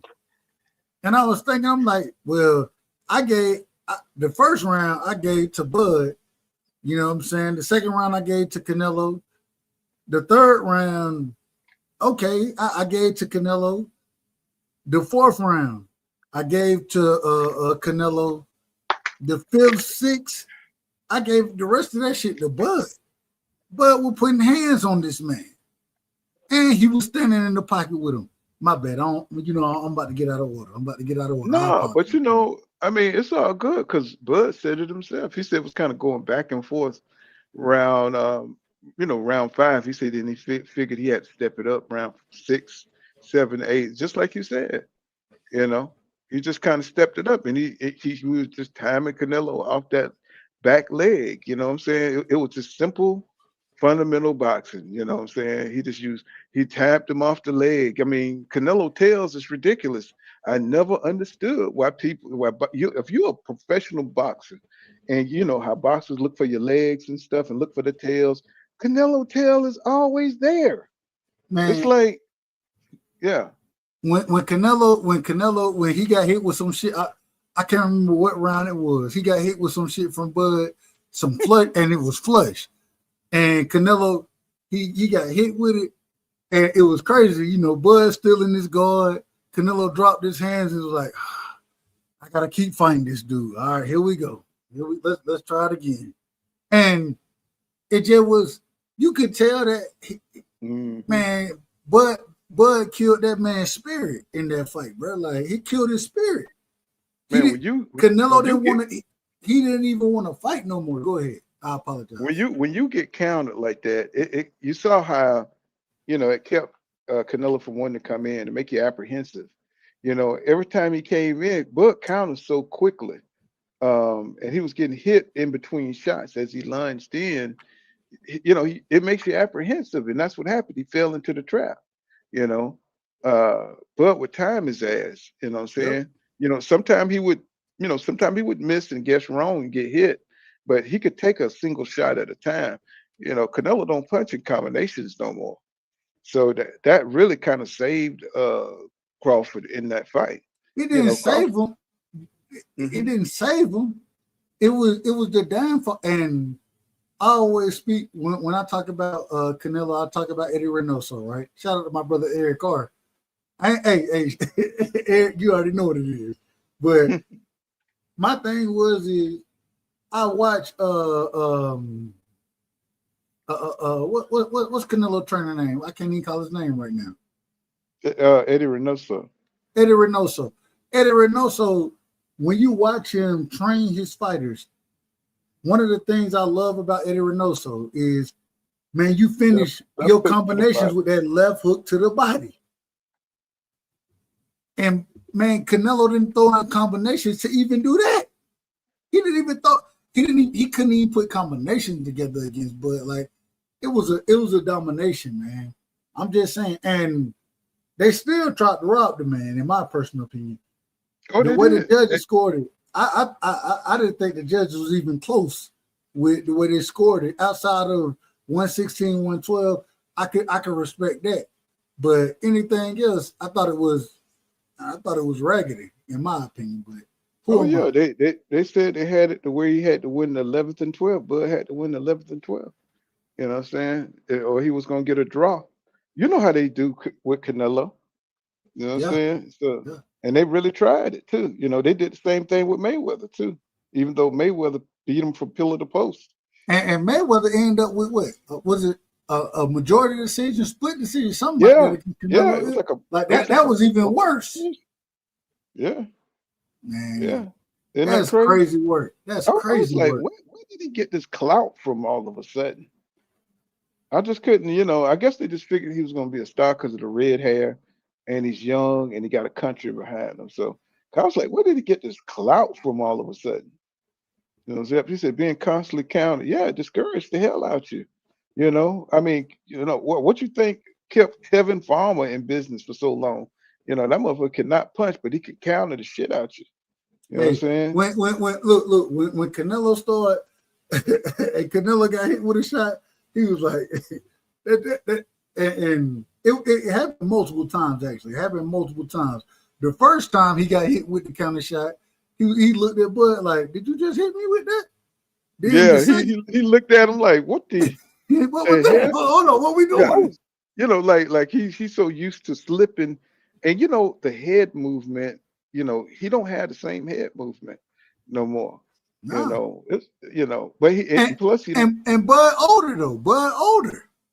Right. And they told me, they said, well, Bud he got the longer layoff. Okay, cool. But when we seen him in the ring, if I didn't know anything and didn't follow boxing like I did, I would be like, man, Canelo ain't fought in a year and a half or something. Mm-hmm. He ain't sharp like that. Yeah, I did a video on them judges. You know what I'm saying? I said, they don't give a damn. They don't care what y'all talk about. They're gonna vote for Canelo. Goddamn it, they're gonna try to make it. They're gonna try to help him out. I always turn to who they want to be the face to win. Yep, and I just couldn't understand where the clout came from because I watched his fights, but I never thought he was popular like that. Especially by the way he was barely winning certain fights. Austin Trout, Laura, he barely was scraping by. I said, he can't be that dude. He can't be. You know what I'm saying? Real quick, Rick, I agree. Canelo fought Skull Cinco de Mayo weekend. You know what I'm saying? And that was a bad performance in my opinion for him. Skull, he was on the back foot the entire fight. My thing is Canelo, he had been more active than Bud. Bud had took a year off. And we know Bud takes takes time in between the fights, but when he comes back, the man, he's sharp. He's sharp. When he fought EJ, he had just fought Avanesian, right? And I was like, man, I still pick EJ to win that fight. Y'all know I love EJ. That's my guy. I hope the big fish come back. You know what I'm saying? He's supposed to be coming back. You know, he got in talks with Jamil Charlo. So we'll see how that Who you develops. picking that fight? Who you picking that fight? Stop. You already know, but I'm like you with Devin Haney, nigga. Come on. Hey, I love the big fish. I love the big fish. That's it, bro. We eating fish over here and over here. I think that's it. But I do. If he come back against Mel, and I believe if it's at 54, man, bro, that's a tough fight. I like EJ in that fight though. I like EJ. Yeah, he should have moved up years ago. So, even Bomac was saying that Bud, saying he just said he should have been fighting up at the higher classes. 68. Mm-hmm. But he also said I kept him down there. You know, I wanted him to become undisputed here, or I tried to keep him down in the lower weight classes for his legacy. But it's crazy because he was able to do it and then move up and still be on point. You know what I'm saying? Like, but a special fighter, man. We got to give him credit. What do you think about Bud fighting David Benavidez, squeezing down to 168? You think Bud can win that fight? Hell no. I don't think Bud will ever fight David Benavidez. Bomac said after the fight, Bomac was like, hell no, we're not fighting David Benavidez. I think David Benavidez, same reason Canelo never wanted to fight the man. You know what I'm saying? Before and just because Bud beat Canelo, right? Bud said he may move. I don't know what happened with him. Well, he said he's not moving down. So what does that mean? Well, I don't know what that. Like I said, I don't know what happened with him. If he stayed at 68 and David come down there, fight him, but you're gonna get your ass whooped. Like David, too big, too long. Man, I wouldn't like that fight for him. I don't think he'll ever take that fight. You know what I'm saying? Same way Canelo never took that fight. David Benavidez is a different monster. You know what I'm saying? David got to fight Bivol. He got to fight Bivol, don't he? Hold on, real quick. Let me say this. Shout out to EZ Charles in the building, man. Mm-hmm. There's no such thing as a weight bully in boxing. And I'm gonna tell you why. If you make weight, then you make weight. You lose more cutting weight than you gain from cutting weight, in my opinion. I don't believe in weight bullying. I don't believe in bullying in the sport of boxing. Me personally. So when you say David is a weight bully, I don't believe none of that. I'm just telling you that. Shout out to my brother though. No disrespect. I mean, well, by that logic, you would have to say EJ is a weight bully. You would have to say Crawford is a weight. Anybody that, should be, that walks around at a higher weight, you would have to say they're a weight bully, right? Because that'd be 90% of fighters. Yeah, that's what I'm saying. I mean, if you were to call them weight bullies and stuff, a lot of them guys should be fighting at a higher weight class. I think, But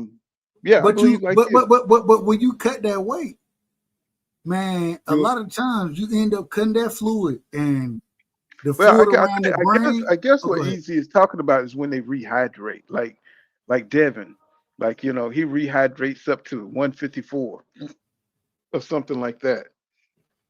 Because you know what I'm saying? Like that's the weight bully part. Like they make the weight, but then they rehydrate up to more of what they naturally run around at. But the problem is when you even when you rehydrate, the last thing that gets hydrated is the brain, right? Right. That's the last thing that get that hydration. And so when you cut that weight like that and drain yourself, your chin ain't the same, your power is not the same. Even if you can rehydrate to whatever, your body is still not the same as it would be if you were fighting and not having to cut as much weight. A lot of times when those guys cut that weight, you start to cut muscle. If you go listen to what Bud said, Bud was like, man, in this fight, I ain't got to cut no muscle. I'm not gonna be cutting muscle against Canelo versus what I was cutting when I was fighting at 54, when I was fighting at 47. I'm not cutting muscle no more. That's another thing that go into it. So I think that they're yeah, if you the bigger fighter, the longer fighter, I understand it. But at the same time, the hydration that you put on after you done cut that weight, it don't replace what you done lost. It doesn't replace it. My bad. Hey, you know I'm long-winded, Paul. I apologize. Paul, you there? Yeah, I'm there. Yeah, My I'm bad. here. I was listening to you. No, you know it don't matter. You're gonna get your say here over at Pool Counter Boxing, and if you got a thought, I'm gonna let you have it. Nah, But man, you want one I of the think best shows that one of the best shows on YouTube. I think I understand what you're saying. You know what I mean? Um, but when you rehydrate, you know what I'm saying? It's like it depends on how you do it. And all these guys got nutritionists. They they got specialists to help them rehydrate. Now, like Richardson Hitchinson, he almost lost the fight because he rehydrated badly in the wrong way, and he wasn't feeling good. Went in there, almost got knocked out by an opponent we never heard of. So it does affect the fight. We've seen um, lots of fighters that came in, not hydrated right. You know what I'm saying? It just depends on how you rehydrate. So it's an art to all this stuff about shrinking down the size and rehydrate. But some guys, they just get carried away, and EZ was saying, they just rehydrate too much. You're fighting a middleweight. You fighting a middleweight down at 147. Or you know what I'm saying? You know what I mean? You fighting a guy that should be 3 weight classes up. You know what I'm saying? It's like it's getting to be a little bit ridiculous. You know what I'm saying? That's But why they but got these clauses. That's why they but got but these clauses. Hmm. but the problem is that when you and if you're cutting weight to make a certain division, right? Hmm. Imagine if you walk around, and I'm saying hypothetically, if I walk around at 180 pounds and I'm cutting down to make 135, there becomes a point where my weight cut ends up, it's not just water weight anymore, it's muscle weight. You know what Yeah. I'm saying? It affects my chin. It affects everything that I have. And so I think if I'm cutting from 80 to 35, if I'm cutting what is that, 45 pounds? If I'm cutting it like that, then I'm losing more than I'm gaining as far No, as I size understand. goes. I understand what you're saying. I do. I get it. Shout out I to my get it. brother Nardi, man. Salute to Nardi in the building. No, Naughty, what's happening? Naughty was passionate as hell over here the other night, boy. He was going in. That's my brother, man. I love him. Yeah, Naughty crashed, baby. What's going on, bro? You took the crash off. Hey, we Yeah. still trying to make the undisputed fight, man. We trying to make excuse me, the undisputed debate. We still trying to make it happen, man. Now, I do believe that the rematch is on the table for Canelo. But does Canelo want that? Does he want that smoke again? Does he want that again? Now, he didn't get beat to the point where he did get bashed pretty good, but he tend to avoid these kind of fights. I mean, he didn't do it with Triple G because Triple G and him was kind of evenly matched. But they I think had that a was trilogy. They did have a trilogy. yeah, they had 3. No, I'm just saying they were evenly matched. You know what I'm saying? Triple G wasn't no special athlete, like a Bud Crawford or like a Mayweather. You know what I'm saying? Somebody who, that got athletic ability to get away from your ass and get in and out. You know what I'm saying? Somebody who put hands on you, you can't reach them. Triple G, that was kind of like a back and forth type of situation. They both flat footed, you know what I'm saying? They take turns, Triple G going in, banging out, and then he'll allow Canelo see what he's gonna do. So, it's kind of like a gentleman, chess match. With Bud, it was one sided, baby. This here was one-sided. No, I'm gonna hit you, then I'm gonna hit you again. You know what I'm saying? You know Hey, what I'm Rick. saying? Hey, Rick, pull up, Rick. But no, I agree with you. I don't think that money wise. I'm gonna say it this way. Money wise, I do think that Canelo may want that fight again. I think that outside of Yes. Bud, if he take on a David Benavidez, I think it's big money for him there. If he take on Hamza Shiraz, I think there's big money there for him. But outside of those two guys, it's no other real big money fights for him. So, and even with those fights, I think he'll make more money with Bud. So I think, I mean, he just took a loss. He just took a loss. Yeah, and I was just saying what Rick said last night. You know, not using the jab. You know what I'm saying? It cost him. He thought he could do that same old thing. Now, if somebody told me you studied me for a year, you know what I'm saying? You took a year, you know they studying you and your techniques. You got to switch some stuff up. I don't know why Eddie Reynoso thought that doing the same thing against a thinker. If you look at Crawford's career, you know what I'm saying? He's an adjuster in the ring. So that would tell me something. That would tell me I need to work on my jab. I need to work on some jab techniques. You know what I'm saying? Work on cutting off the ring. You know what I'm saying? Work on some on Crawford pivoting and all this kind of stuff. Everything I see Crawford do in the ring that he likes to do to take away from people. You know what I'm saying? Work on that stuff. I just think that, man. I think Canelo, because of as many fights that he had that he's had, as well. I think Canelo has underrated footwork, great head movement, but he's not the fighter that he used to be. And if you go back and look at probably his last 5 fights, maybe 6, he wasn't the Canelo that was in the ring with Floyd. He wasn't the Canelo that was in the ring with Danny Jacobs. He's not the same guy. And I remember a time where Canelo threw in combinations on a regular basis. He a pop shotter now. He throw one punch at a time. And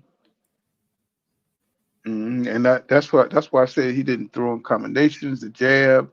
You know what I'm saying? All of that hurt him. You know, he thought he could treat Crawford like he treat everybody else. You know what I'm saying? You got to adjust your game to, you know, who you're fighting. He said this Ben wins his next fight, they're going to start making him face the face of Mexico and leave him. If Benavidez wins, Ben. Yeah, well, Ben, I mean, David is the true face. It's the true face of Mexico right now. You know what I'm saying? Because David don't duck no smoke, bro. You know, that's why I love that dude, man. That dude, let's go. You know, they said that he was afraid to fight David Morrell when he was coming up. You know, he put hands on David Morrell. I'm trying to tell you. And I picked David Morrell to win that fight. I picked David Morrell. I know you did too. But what did I tell you? What did I tell you about that long time ago when y'all started talking shit about David Morrell Jr.? What did I tell y'all? You said he can't deal with. No. Go ahead. I said he ain't got enough experience. You know what I'm saying? I said he got the Cuban school, but from what I see, he haven't fought good enough talent to like deal with David. You know what I'm saying? I said he need a few more fights. But I could tell that he held his own in that ring. He was fighting David. You know, he was giving David some good work. But you could tell he needed 3 or 4 more fights of good competition. You know what I'm saying? To be able to pace himself right in that ring. He needed to learn how to pace himself because David gonna push the shit out of you. David don't give a damn. David just coming with it. And he didn't know how to pace himself against that kind of pressure. You know what I'm saying? It's like it takes experience to do that. And I knew that was going to be a thing because I know how David liked to put the pressure on you. You know what I'm saying? Just like Lester Martinez, you know what I'm saying? It's that pressure busts pipes. You know what I'm saying? And that seems to be the thing that's going on with these young fighters that's trying to step up. You know, they got to learn how to deal with that pressure. And these old guys know it, so they're gonna step in your chest and see what you're gonna do with that. You know what I'm saying? So they got to learn how to deal with that pressure, man. You know what I'm saying? Because the Mexican monster gonna bring that pressure, bro. You know what I'm saying? That's right. That's one of the things we love about him. He can box. I don't think he has the greatest footwork, but he can box and he bring that pressure. You know what I'm saying? That's the goddamn Mexican David Banner, goddamn it. He cut the ring off fantastically, and David Benavidez know how to make him up. He know how to make an individual fighter. You gotta fight. You gotta fight to win against David Benavidez. You ain't just fit to sit there and try to outbox him because he gonna cut the ring off. Could you imagine Canelo fighting David with them slow feet and trying to fight at a slow pace? David ain't having that shit. That's why he ducked the man. That's why he didn't duck the man for the last 4 years. It's just money stuff, man. It's about time to get Canelo. Yeah. I wish Pacquiao didn't come back, man. All these legends trying to come back and get that that Arabian money. You know, says Killer got Frankenstein feet. Says David. They said David is so crazy because his hand speed. Yeah, and he's young too. He's a freak of nature. He ain't even 30 years old yet. You know, and he sparred with the likes of Triple G and a lot of the legends coming up. He sparred with those guys. So that dude skills and stuff, his defense done got better. You know, he's got a chin. You know what I'm saying? So now if he fight Bivol, that's gonna be an interesting fight. You know, because Bivol don't care about none of that shit. You know what I'm saying? Bivol coming to test him. And I think that'd be the one of the best fights in boxing right now. If he fights Bivol, it better be. You know what I'm saying? Who you got if he fight Bivol?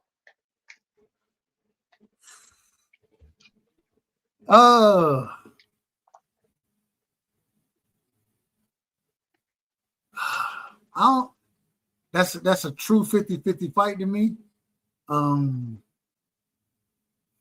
Me too. Easy. Stop playing. Hold on. Well. I'm always tell you. I lean more toward the boxer every time, and so I'm gonna say Bivol by decision, but I wouldn't be mad if I'm wrong about it, and I feel like I'm wrong about that. You know what I'm saying? I feel like David Benavidez. I don't know. They find that 75, right? They find that 75. But of course, yeah. I'm going Bivol in that fight. I'm going Bivol. Let me see. Who is Anthony Yard fighting? I think he's fighting Bivol. Is he fighting David? No. Anthony Yard, he fighting Benavidez next. Yeah. 6. That's going to be a good fight for 6 rounds. Man, if Anthony Yard don't stop that, man, Anthony Yard getting fucked up. Anthony Yard is going to last his 6. Anthony Yard is an excellent boxer for 6 rounds. You know, he just got way too much muscle mass on him. That shit slows him down. You know, remember when he fought the Crusher? Yeah. You know what I'm saying? And he was doing good up until he gassed out. When he fought Beterbiev. He had moments in that fight, and then he just had to sit down and sit in the corner and fight. He couldn't box no more. He just had to fight, and when he had to fight, that's Beterbiev started putting hands on his ass. Yep, that's what he does, man. He press you into that corner till he hits you with one of them bricks, and just break your ass down from there. You know, shit. I think that's gonna be an exciting fight though. With your boy, because he brings it now. He's just a front runner though for 6 rounds, and then he just run out of juice. He just run out of gas. You know, I don't know what he could do to fix that. I know Canelo had the same issues. I can tell you everything he can do to fix it. If Anthony Yard sparred So his trainer don't believe it. And what's his trainer name? What's the brother name? I can't call his name right now. Give me a second. I'm gonna find it. But if his trainer don't believe in sparring like that, and so Anthony Yarde don't really spar. And I think if he sparred more, that would get him in condition for those long round fights. You can't not spar and expect to be ready for a 12-round fight, bro. Like that ain't how boxing work. Yeah, I mean that's like Canelo and road work. It's just like, what's up with that? Bad knees. What's happening? He do what he want to do. He want to go in there and fight good for 6 rounds and leave everything else on the table. That's up to y'all. I think he's Tunde. That's Anthony Yarde, a trainer, Tunde, and he really don't believe in sparring like that. So I don't know. I just think, man, you got to spar, bro. You got to spar. Yeah, sometimes, even if his head give your body that much more understanding of what's going to be happening in the fight. You know what I'm saying? Mm-hmm. Yeah, I agree. But I just don't know why he haven't changed it yet, though. If you see your way ain't working, why not change it? Why not start sparring? Get you another coach. Why stick with these coaches? And you losing the same way. You're losing. After the 6th round, and you can't go no more. I mean, you just run out of gas. I said, come on, bro. I just don't get it. He says, Easy says,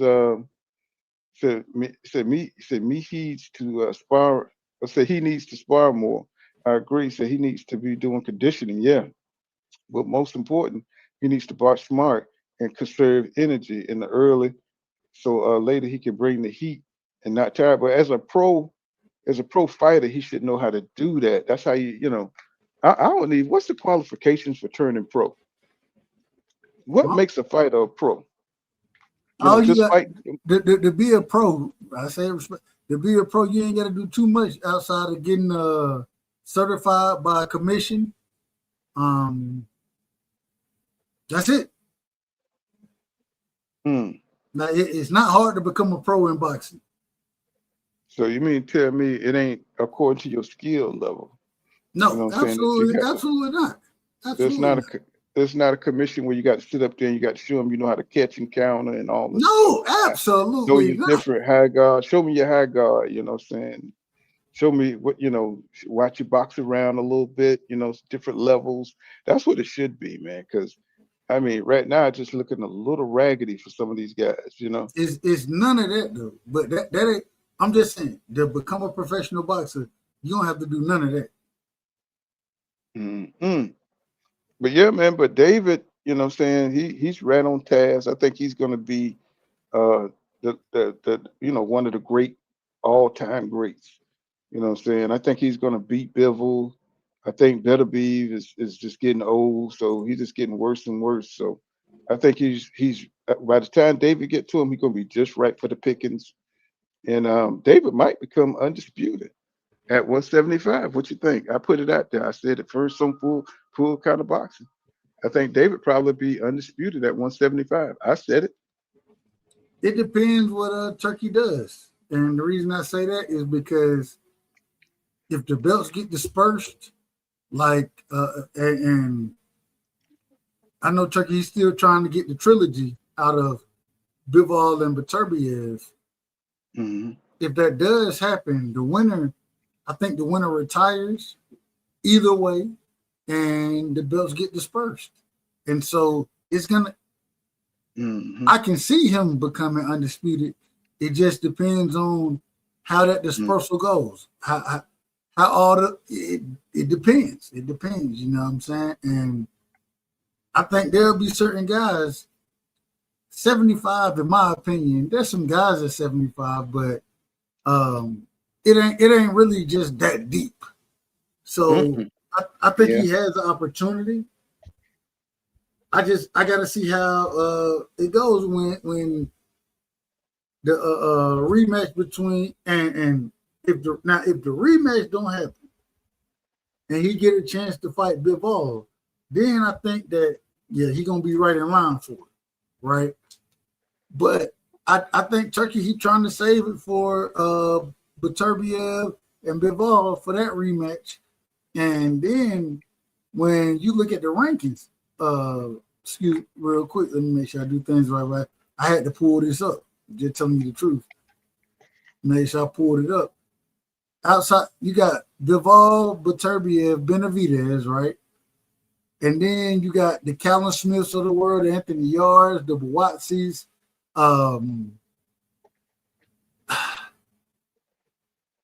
If it happened the way that you think it's gonna happen, well, I ain't saying you. If it happened the way I think it's gonna happen, and they rematch each other, the winner wins, and then both of them retire. Callum Smith, he's gonna be in position for a belt. Either Connor Wallace or I don't even know how to say this, but the name Michael. I can't even say his last name. I ain't gonna lie to you. It starts with an E. Then David Benavidez got the WBC. David Benavidez is in. He should be able to fight for the WBA as well. So I think he can unify if they drop the belts. And then he'll end up having to fight the Callum Smiths of the world. And then either Michael, whatever this brother last name is. So I think he will have a chance. Here, I'll share my screen so you can see it. Well, we're about to. This is the last thing I want to ask you about, and we'll get up out of here. Everybody got work tomorrow. You're seeing Oscar De La Hoya celebrating. What did you think about that? Did you see the video where he was talking shit? Oscar De La Hoya is a hater. He's a hater, bro. That shit was. I was like, what is going on? How many decades? How long it's been? It's been about what? Maybe 10 years since Canelo got out of his camp? 6 or 7, 8 years maybe? Floyd and Canelo fought in 2012, didn't he? Was it 2012? I could be wrong about it. I think it was 2012 though. Yeah, but he didn't leave right after that. But it's been about 10 years since Canelo left him, right? Oscar De La Hoya is more. It's not about Canelo leaving the camp. Oscar De La Hoya wants Canelo to continuously lose because if he doesn't, he's going to be considered the greatest Mexican boxer in the sport of boxing. And Oscar De La Hoya wants that title. He just don't understand. He never had that title, in my opinion. I give him Julio Cesar Chavez and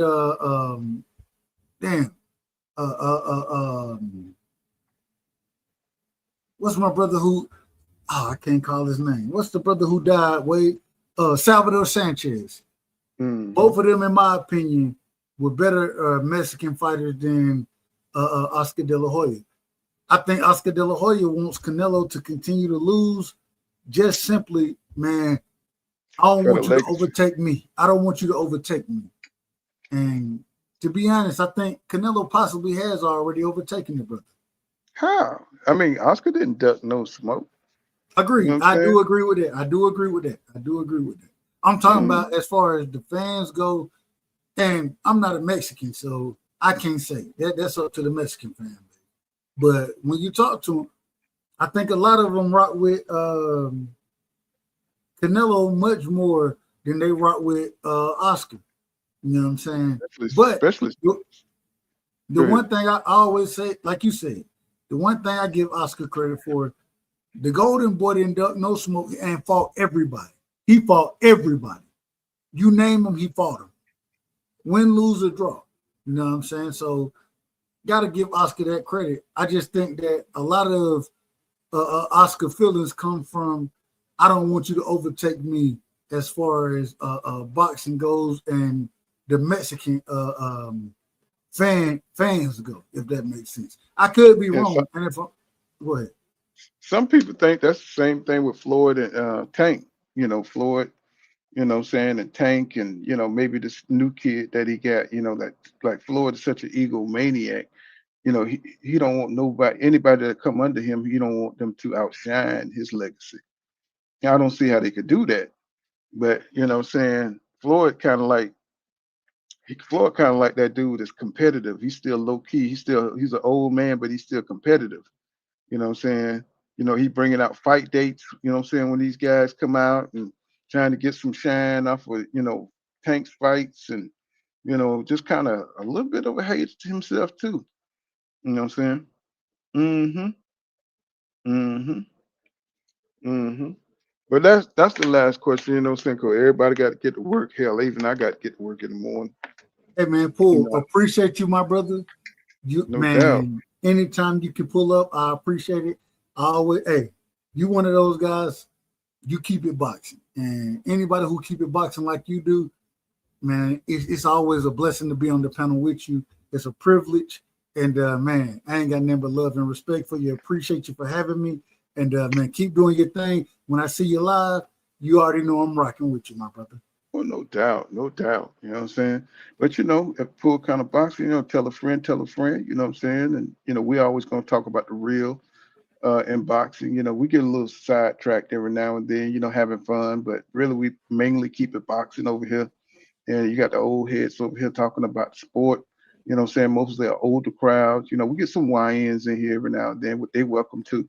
But tell Hey, a friend, shout out tell a to the friend. YNs, man. Shout out to the YNs.